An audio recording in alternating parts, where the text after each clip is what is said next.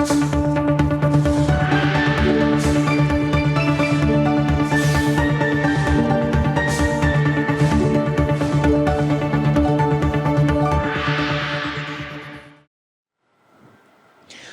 հեռուստատուներ, հեռանկարի հյուրն է հայկական խորհրդի նախագահ Արեգ Քոչինյանը, բարև ձեզ, պարոն Քոչինյան, շնորհակալություն հրավերն ընդունելու համար։ Օրվա գլխավոր իրադարձությունից սկսենք, Եվրոանձնաժողովի նախագահը Հայաստանում էր, Ուրսուլա ֆոն դեր Լայենը, հիմա այսպես մոդայիկ տերմին ասում են պատմական, սա եւս պատմական իրադարձություններ։ Պատմականը չգիտեմ, բայց ինձ համար հաճելիորեն, ես անկեղծ ասեմ, զարմանալի հայտարարություններ եղան։ Ես իհարկե սպասում էի, որ Եվրոպական միությունը մեզ պատրաստել է աջակցության փաթեթ եւ մեզ նեցուկ է դնելու մեր թիկունքին, այսպես ասած, կանգնելու է, բայց որ խոսքը գնալու է այս չափ աջակցության մասին, ինձ համար անակնկալ էր։ Եթե կուզեք, մի փոքր մանրամասնենք, ուրեմն այդ առաջին հերթին վերաբերում է ավտոնոմ առևտրային ուրեմն մեթոդներին, այդ պայմանավորվածություններին, որոնց համաձայն Հայաստանը հնարավորություն է ստանում առանց մաքսատուրքերի արտահանել Եվրոպական միության շուկա։ Գիտեք, նման գործիք Եվրոպական միությունը նախկինում կիրառել է տարբեր պետությունների հետ՝ Մոլդովա, Ուկրաինա, Վրաստան եւ այլն։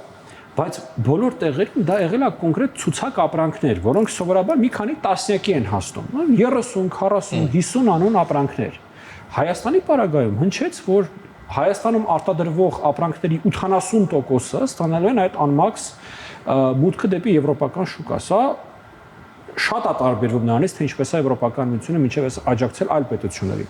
Ընդ որում այդ 80% անուն ապրանքների մեջ նշվեց, որ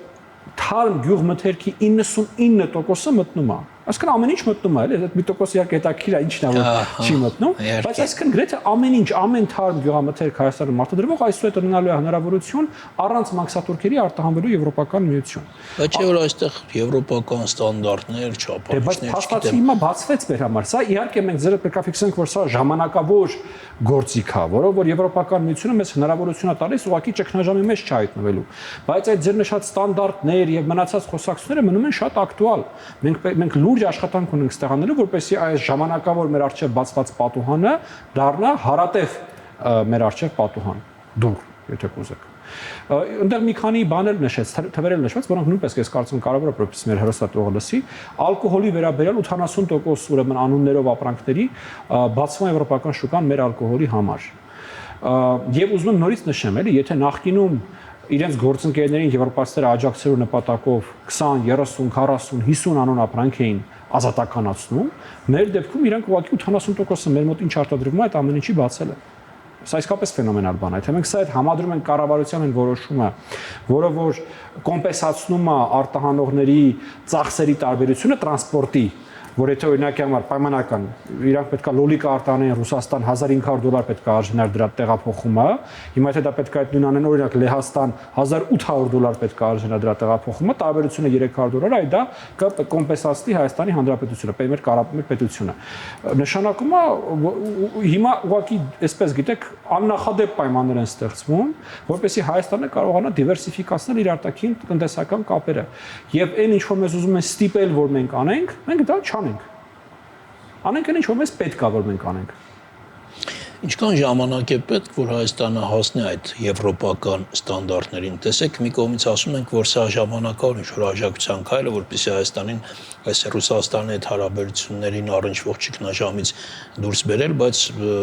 հասկանալի է նաև, որ Եվրոպան չի կարող շատ երկար սպասել, մինչև չգիտեմ հայկական օրինակ թթվասերը կամ չգիտեմ օրինակ որևէ այլ ապրանքատեսակ դառնա եվրոպական ստանդարտների։ Ես կարծում եմ դա բանակցությունների արդյունքում պարզ կդառնա, թե նախ մեզ ինչքան ժամանակ են տրամադրում եւ մեզ նաեւ ինչքան ժամանակ է պետք լինելու, որտեղ ես նույնիսկ վստահ չեմ, որ մենք գիտենք, թե մեզ հիմա ինչքան ժամանակ է պետք լինելու։ Դա էլ է, էլի, իսկապես բավականին լուրջ աշխատանք, դու քո կարիքները, քո խնդիրները, քո հնարավորությունները ճիշտ կարողանաս գնահատել։ Ու այստեղ նաև հնարավոր չի ասել ամբողջ ուրեմն մեր ապրանքների համար մեզ այսքան ժամանակ, որտեղ կան ապրանքներ, որոնք հնարավոր է ամիսների ընթացքում բերել պատշաճ մակարդակի, կան ապրանքներ, որոնք նույնիսկ վստահ չէ, որ մենք երբևիցե կկարողանանք բերել եվրոպական ստանդարտների մակարդակի, հա։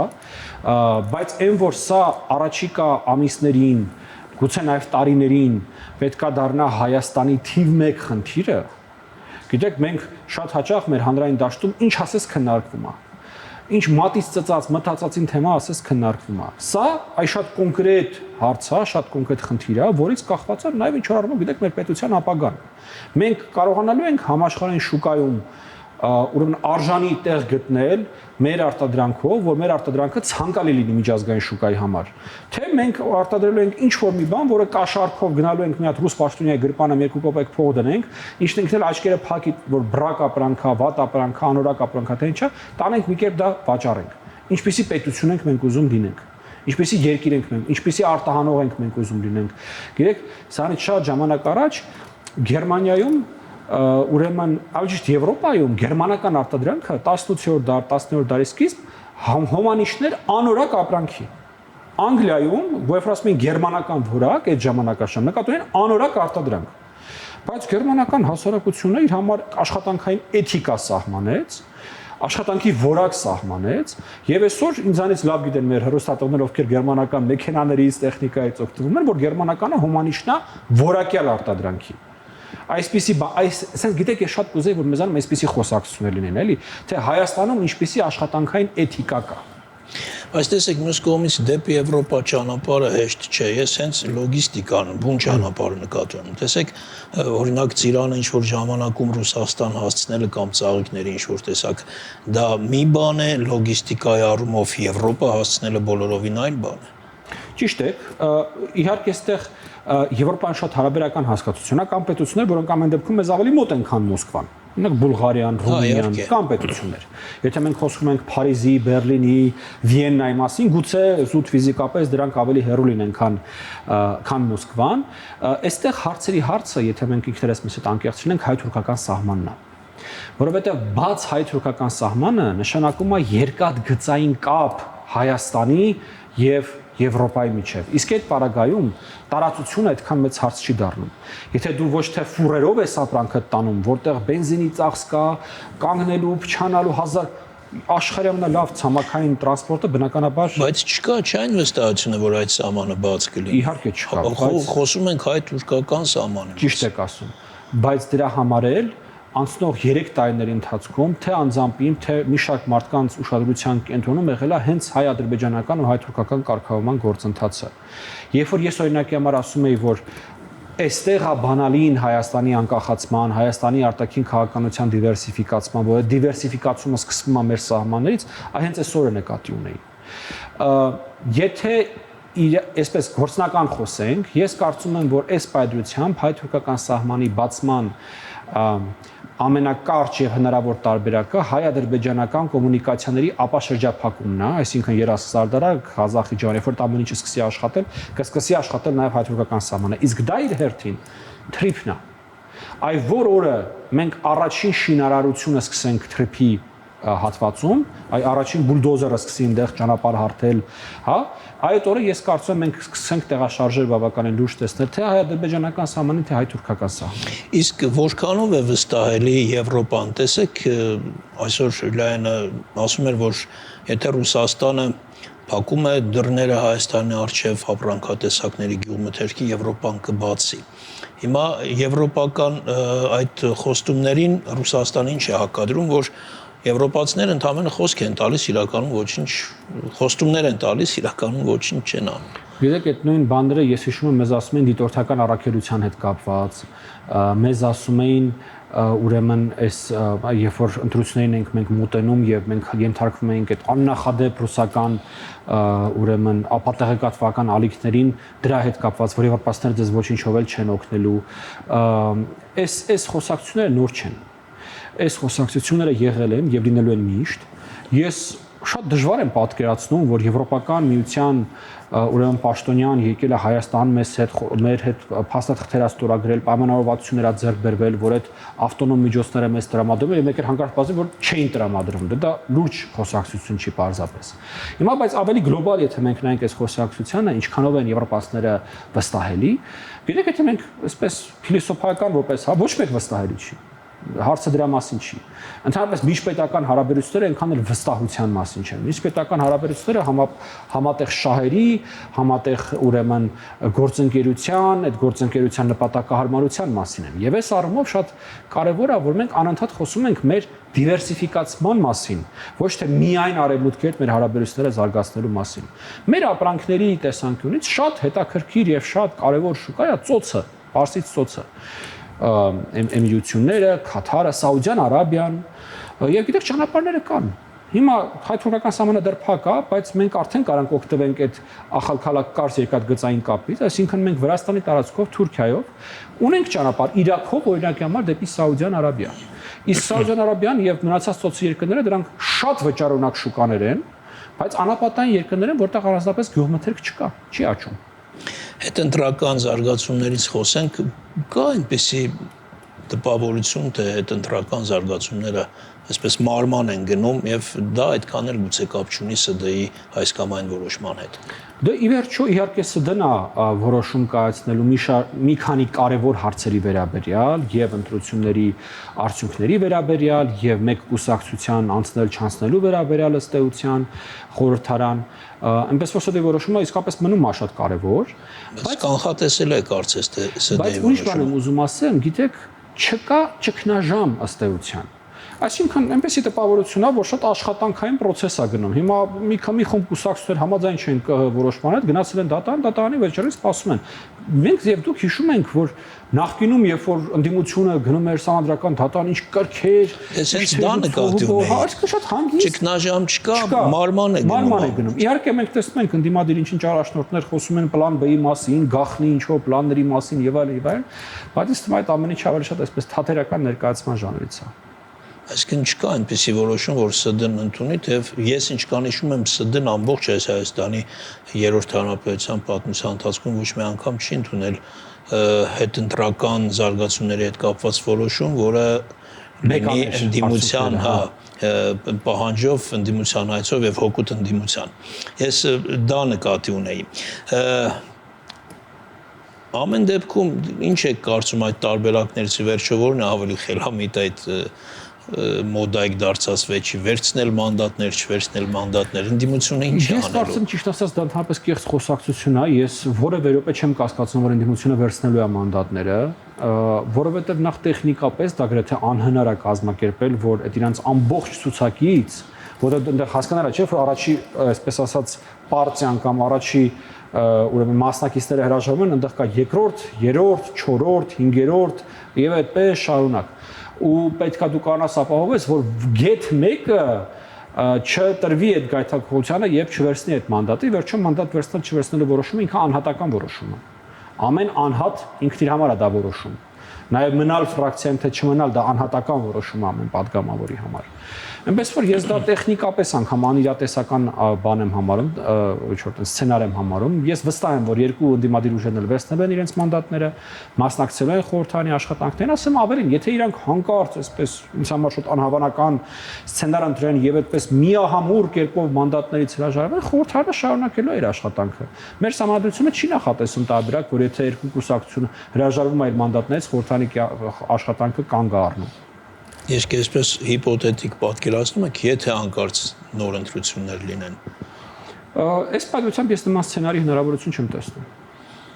Չէ, ես նկատի ունեմ լինելու դեպքում ինչ արդյունք կարող ենք ունենալ, օրինակ փորձագիտական դաշտում կա այսպես կարծիք, որ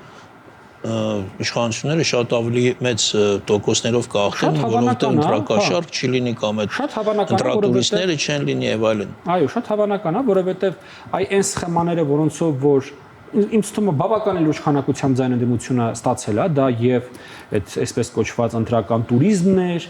եւ ընտրակաշառքներն էին, եւ այդպես կոռուպցիոն սխեմաներն էին, դրանց ակտիվացման համար, այդ տասով շիկության ինստիտուտի ակտիվացման համար ժամանակ է պետք։ Էլ չասենք, որ ահագին մարդիկ հիմա այդ պատճառով գտնվում է Այսինքն առավելագույնը արդեն ստացել են ինչ որ կարող էին։ Այո, ես կարծում եմ այս պայծությամբ իրենց հնարավոր առավելագույններ եւ եթե հանկարծ գնա արտահերտ ընտրական տրամաբանությամբ, իրանք ստանալու են ավելի քիչ ձայն։ Ես ուզում եմ խոսենք նաեւ այդ 300,000 ադրբեջանցիներ, որովհետեւ կարծես թե այդ խոսույթը անընդհատ ակտիվանում է, հետո գուցե պասիվանում էլ ակտիվանում, մի խոսքով ընտրություններից հետո դարձյալ այդ մասին խոսվեց Սորդուբադում, հայտնի այդ միջոցառումը տեղի ունեցավ եւ այդ մասին դարձյալ խոսվեց, սա իհարկե այդ խոսույթը այստեղ ընդդիմությունն է օգտագործում իր քաղաքական նպատակների համար, ամեն դեպքում ինչու նորից խոսում են այդ մասին ըստ։ Նախ եկեք ֆիքսենք ձեր հետ, որ այդ հայտնի կուսակցության ներկայացուցիչները ասում են, որ եթե Սամվել Կարապետյանը չդառնա վարչապետ, 300,000 ադրբեջանցիներ գալու են եւ բնակվելու են Հայաստանում։ Ինչու տեսել եք ձեր շրջապատում ադրբեջանցիներ, որոնք եկել եւ բնակվել են Հայաստանում։ Ես չեմ տեսել եւ չեմ էլ տեսնելու, որովհետեւ դա ամբողջությամբ սուտ, մատից հանած նարատիվ էր, կատարյալ ապատեղեկատվություն էր։ Իդեպ ես մի հետաքրքիր բան պատմեմ, ուրեմն Մոլդովայում ընտրությունների ժամանակ Մայա Սանդուի հակառակորդները տեղեկատվություն էին հրապարակել, որ եթե Մայա Սանդուն ընտրվի Մոլդովայի վարչապետ, Եվրոպական միությունը Մոլդովային ստիպելու է 300,000 մուսուլմաններ Մերձավոր Արևելքից ընդունել Մոլդովա որպես գաղթականներ։ Այդ թիվը իմ մոտ գիտեք մեծ տպավորություն է, որ Ռուսաստանից մետաձիչկայով տպել են ուղղակի։ Տեսակ ֆիքսված թիվ է, այդ 300,000։ Մուսուլմաններ բառը ջնջել են հայկական տարբերակում, տղեգեր են ադրբեջանցի ու տվել են սրանց ձեռը։ Սրանք էլ ոնց որ այնտեղ են կարդում, տենց էստեղ են կարդում, հասկանում եք։ Ամեն դեպքում բայց կա չէ այդ խոսույթ, այդ Օրդուբադի միջոցառումը պատահական հիշեցրեցի։ Կներեք արեք, նաև ես հիշեցնեմ, որ ձեր վերջի այդ աշխատանքային խմբի ադրբեջանայցից հետո երբ մեծ մամուլի ասուլիս էիք հրավիրել, չեմ հիշում թե բանախոսներիցով, բայց այդ միտքը նշեց, որ 300,000 ադրբեջանցիների վերադարձի մասին խոսույթը բլեֆ է, եթե չեմ սխալվում, դուք էլ դա նորից նշեք։ Հիմա մենք նույն կերպ կարող ենք պնդել, որ դա բլեֆ է։ Իսկ ինչի՞ այս միջոցառումները կազմակերպում, նորից որպեսզի դա դրանով կարողանան հակակշռել այն գործընթացները, որոնք որ կան թե Հայաստանում, թե Սփյուռքում, թե աշխարհում կապված Արցախահայության վերադարձի իրավունքի հետ։ Որովհետև մենք տեսնում ենք ընդունվում են ռեզոլյուցիաներ, իրականացվում են միջոցառումներ, իրականացվում են կոնֆերանսներ, ընդունվում են հայտարարություններ եւ այլն եւ այլն։ Սա դրան ընդհանրապես հակակշռելու փորձ է, բայց ես նույնիսկ եմ կրկնում լուրջ խոսալ են թեմայով։ Ախր այս ամենը մենք դες մի անգամ այս վարժությունը արել ենք, չէ։ Երբ որ սա ինչացնում ենք ռեալիզմի կենցաղի դաշտ, դուք ոնց եք պատկերացնում ադրբեջանցին գա, չգիտեմ, Ամասիայում կամ Սևանում բնակություն հաստատի իր ընտանիքով, իր երեխեքը գնան հայկական դպրոց, տղեն մեծանա 18 տարեկան դառնա գնա հայկական բանակ, ինքը ապրի մի քաղաքում, որտեղ սա հարևանները հայ են, ոստիկանն էլ է հայ։ Ախր հələ մի հատ հակադարձ պատկերացրեք հային տենց Ադրբեջան գնալուց։ Լուրջ չի այս խոսակցությունը, ժողովուրդ ջան։ Սա դասական քաղաքական բլեֆ է, որի նպատակն է հակակշռել մի նարատիվի, մի խոսակցության, որը հայկական իրականության մեջ կա եւ աշխարհում կա։ Եվ այո, հիմա էլ եմ պնդում, որ դա բլեֆ է։ Ընդհանրապես գիտեք ինչ է տեղի ունենում։ Ու սա շատ տարածված քաղաքական տեխնոլոգիա է, որ Ռուսաստանում ես Մոլդովայի օրինակի վրա ցույց տվեցի, որ այլ տեղերում էլ է օգտագործում։ Մարդկանց վախերը օգտագործել, մարդկանց ընկճված հոգեբանական վիճակը օգտագործել, այդ մարդկանց ընտրական ուրեմն վարքի վրա ազդելու նպատակով։ Վախացնել, այ հեսա գալու են ձեր տները վերցնելու են ձեր ձեռից, ապրելու են ձեր տները, գնացեք այս մարդուն քվարկեք, թե չէ գալու են։ Եվ փաստորեն մարդիկ կանոն վրա դա ազդել է։ Այսքան բան։ Շնորհակալություն լավ զրույցի համար, այսքան արգելեր ուստատողներ, մեր հյուրն էր հայկական խորհրդի նախագահ Արեգ Քոչինյանը։